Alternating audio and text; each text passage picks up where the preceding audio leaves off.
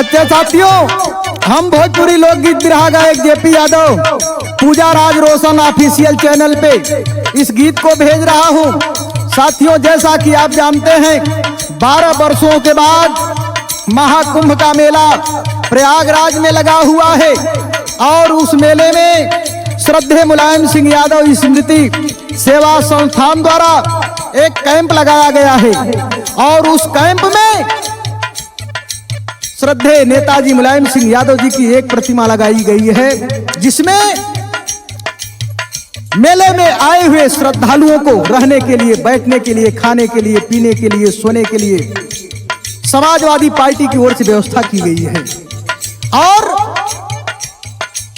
अयोध्या के हनुमानगढ़ी महंत राजू दास ने जो नेताजी के ऊपर टिप्पणी किया है, तो कबीर दास जी ने एक दोहा लिखा था।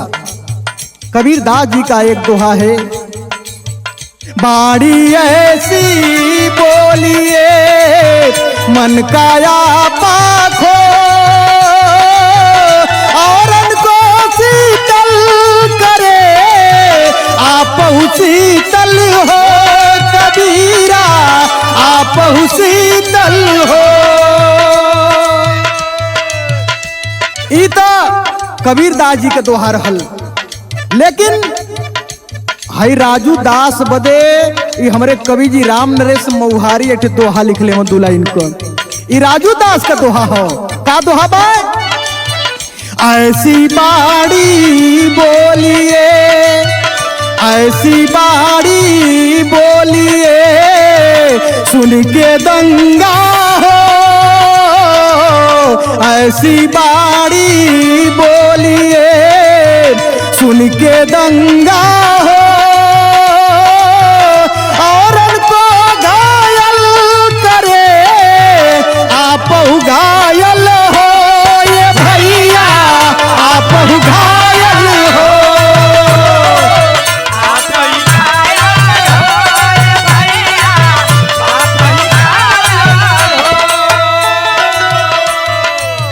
ऐसी बाड़ी बोलिए सुन के दंगा हो, ये दंगा कर बदे बोलबा करल कि ऐसा बोला कि दंगा हो जाए, मार झगड़ा हो जाए, कत्ल बलवा हो जाए। लेकिन हाई जेपी यादव को संदेश हो, कहना हो, नेताजी चले जब पंगाया साधु घुमाई दे जनता ही नंगाए साधु, एकदम नंगा घुमा गई।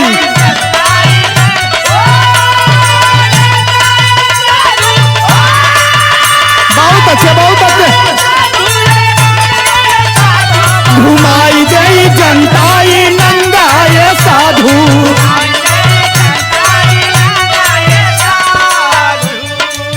एरिया क्षमा जाते हैं हम साधु शब्द से। साधु तो धरती पर बहुत है, लेकिन हम मात्र एक साधु के लिए इस शब्द का प्रयोग कर रहे हैं, राजू दास, जिन्होंने नेताजी के ऊपर अब अभद्र टिप्पणी किया है। घुमाई दे जनता ही नंगा है साधु, ये जनता हो जब मिजाज खिसक जाई तो गारंटी ना हो कंठी माला उतार के खूटी पर टांग दी और ढेर जने का उतार के जेल में बंद हो। प्रमाण हो, नाव हम न ले तो जनते हो, ये लिए कहना हो,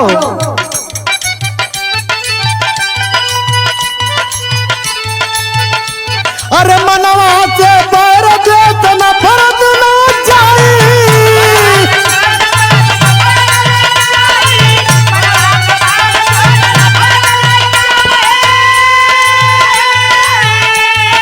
तनवा का पाप नहीं तोरा धोवाई,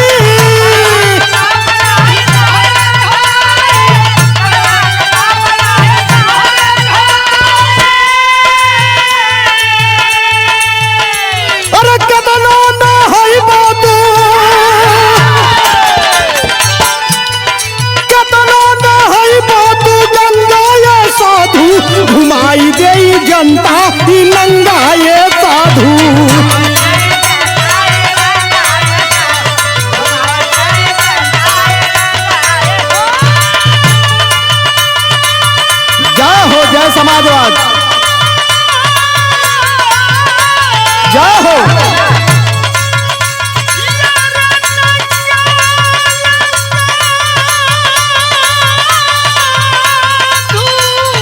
बहुत अच्छे।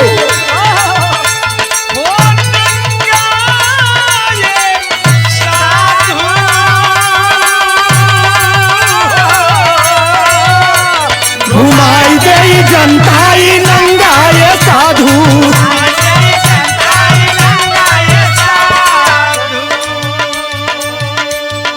मनवा का बैर द्वेष नफरत न जाई, और तनवा का पाप ना ही तुहरे धोवाई। केतनो न है बात तू गंगा ये साधु, घुमाए दे जनता ई नंगा ये साधु। ई यूपी है, उत्तर प्रदेश एकर नाव है।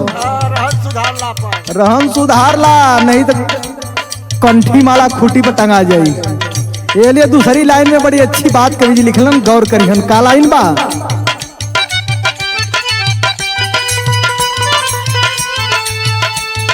कई के राजनीति राजू ले बुराई,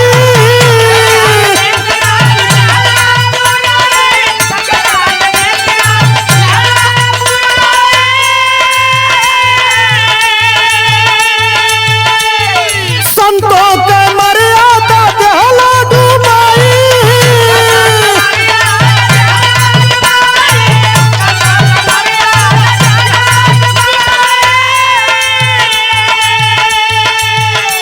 अरे कमला करईबा करईबा करईबा, अरे कमला करईबा तू गंगाए साधु, घुमाई गई जनता की नंगाए साधु।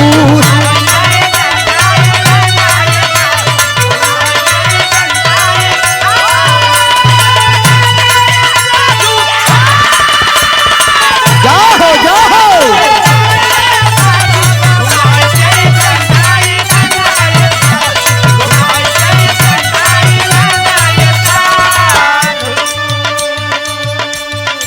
कई के राजनीत राजू लेहला बुराई, और संतों के मर्यादा देहला डुबाई।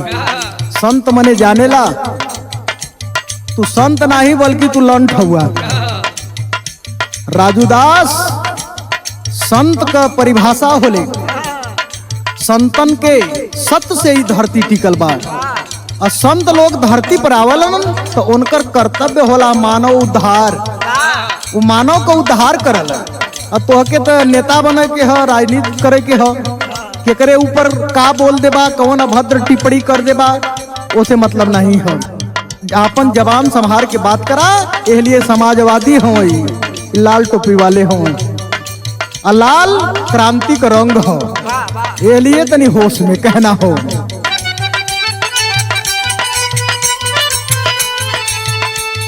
मांगिला तू माफी अब सिरवा झुकाई,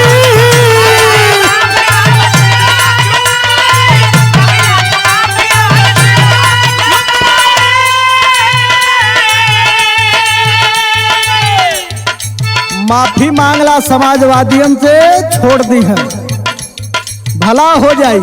नहीं तो यही तरह टिप्पणी करबा तो कहियो बुराई हो जाई। मांगिला तू माफी बसिरवा झुकाई, जेपी राम नरेश कहे यही में भलाई।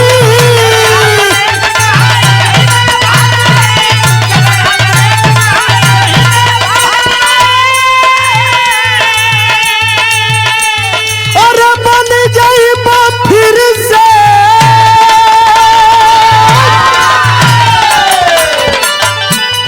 बन जाइबा फिर से भिख मंगाए साधु, घुमाई गई जनता की नंगाए साधु।